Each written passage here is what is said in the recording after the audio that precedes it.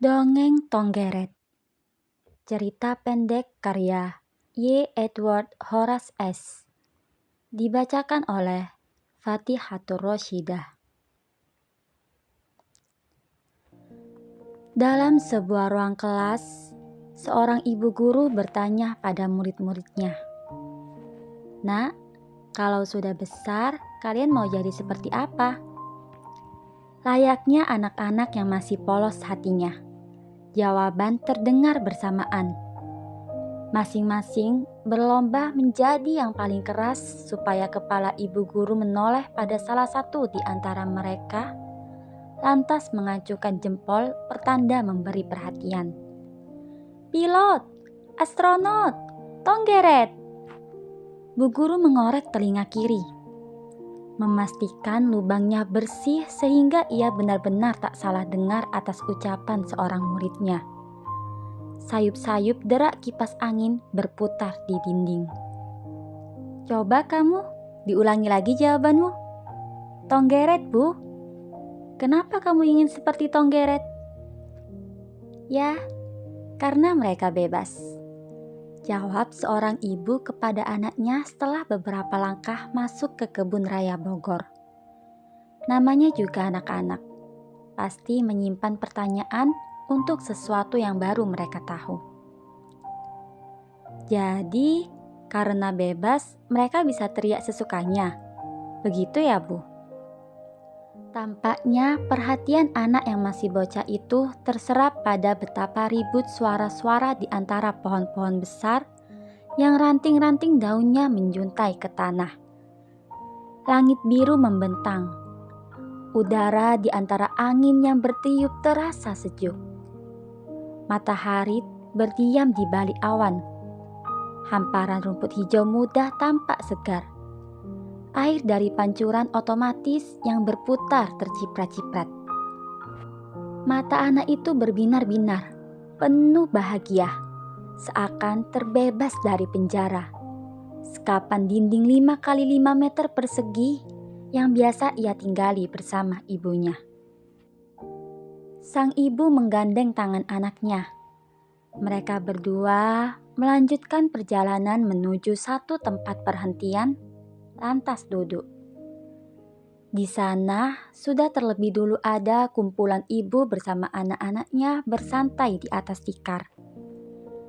Rantang-rantang tempat makan berserak. Suara Tonggeret masih ribut.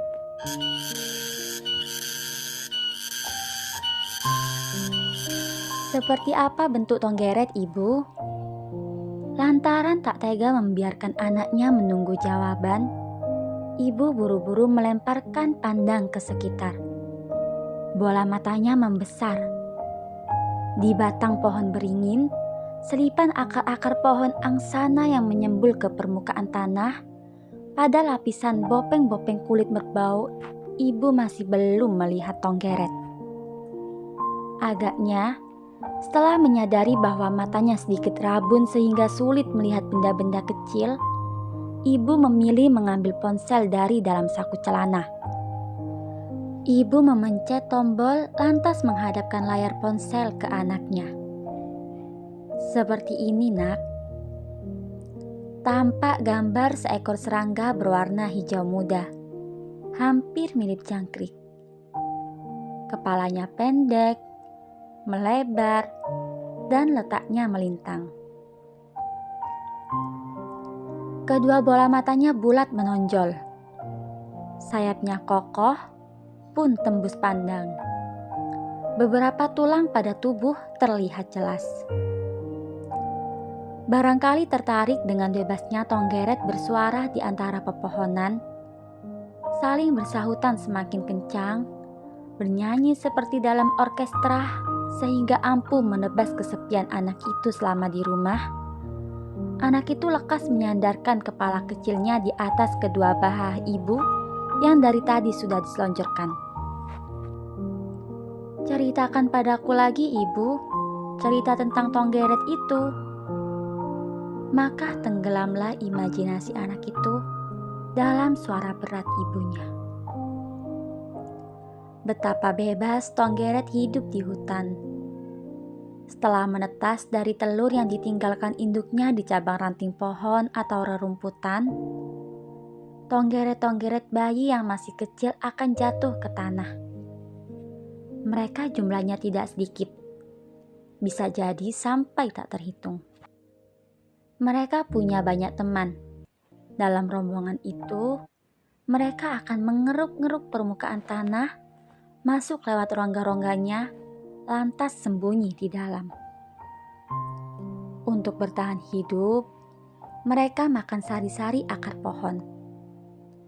Barangkali lantaran terlalu senang bermain-main dengan teman-teman kecilnya, mereka betah hidup di sana. Ya, sampai 17 tahun mereka menghabiskan masa kecilnya.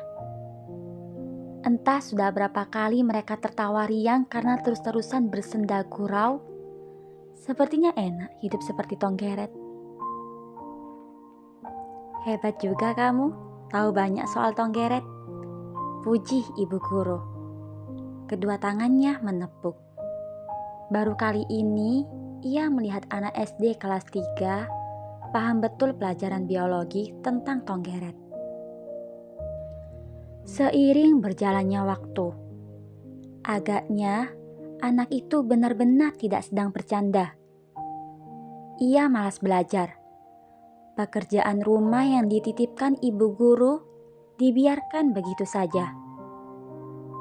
Detik-detik menjelang ujian, ia malah menghabiskan waktu dengan menonton TV. Sepulang sekolah, ia tidak langsung pulang ke rumah. Ia pergi main lato-lato bersama temannya. Tangannya mahir menabrakkan 2 bolatan pada ujung tali. Ke atas ke bawah, samping kanan, samping kiri, terkadang dimainkan pula di atas kepala. Berjam-jam ia bisa main lato-lato. Bunyi cetak-cetok terus-terusan terdengar. Di atas ubin lantai, di permukaan dinding rumah, bahkan di aspal jalan, lato-latonya masih berbunyi. Betapa enak main bersama teman-teman, batinnya. Sang ibu yang tak tega memarahi anaknya hanya bisa bilang, "Ayo belajar," lewat suara lembut. Anak itu membiarkan saja. Barangkali baginya, dengan bermain-main, ia bisa tetap menjadi anak kecil. Umurnya memang bertambah, tapi statusnya masih anak kecil. Bagaimana tidak? Tanpa belajar, siapa yang bisa jawab soal ujian? Nilainya jeblok, rapotnya merah. Ia tinggal kelas. Bahkan, sudah 2 kali ia tidak naik ke kelas 4. Lantaran merasa malu di depan guru, sang ibu minta pindah sekolah. Ia berharap di sekolah baru, barangkali anaknya bisa tambah semangat belajar. Nyata-nyatanya harapan hanya tinggal harapan. Anak itu masih seperti biasa.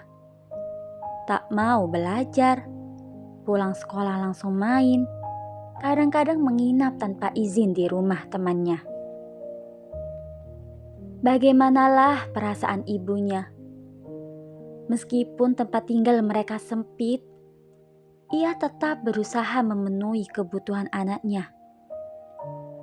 Makan dicukupi, mainan barang sederhana dibelikan, pakaian dan celana setiap tahun minimal ada 1 yang baru.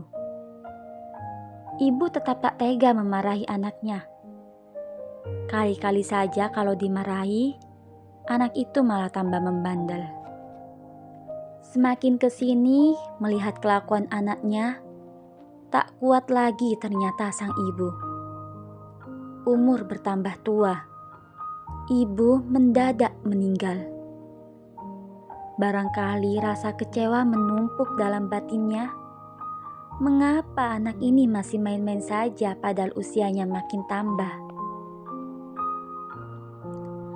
Itu benar-benar menambah sakit di jantungnya yang tak pernah ia ceritakan. Di kamar waktu itu, ia mengembuskan napas terakhir. Dalam usia 17 tahun, anak itu masih sibuk bermain-main, bercanda tawa riang dengan temannya. Bahkan, entah saking senangnya sampai tak mengucur air mata ketika ia melihat ibunya tak bergerak. Sepeninggal ibu, tentu tak ada lagi yang mencukupi makannya. Tak ada lagi yang membelikannya pakaian. Ibarat anak ayam kehilangan induk, anak itu terus berjuang sendirian. Umur 17 tahun masih setara kelas 1 SMP. Siapa yang mau mempekerjakan? Untuk bertahan hidup, barang mencari sesuap nasi, anak itu harus ke pasar pagi-pagi.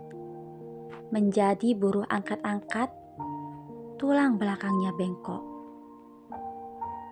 Tagihan listrik bengkak lantaran uangnya habis sekedar makan. Belum lagi tunggakan biaya air, membayar uang kontrakan. Ia merasa tak tahan dengan beban hidup yang tiba-tiba datang. Dalam usia dewasanya, ia merasa ingin kembali ke kanak-kanak. Teringatlah ia pada masa-masa kecil sang Tonggeret.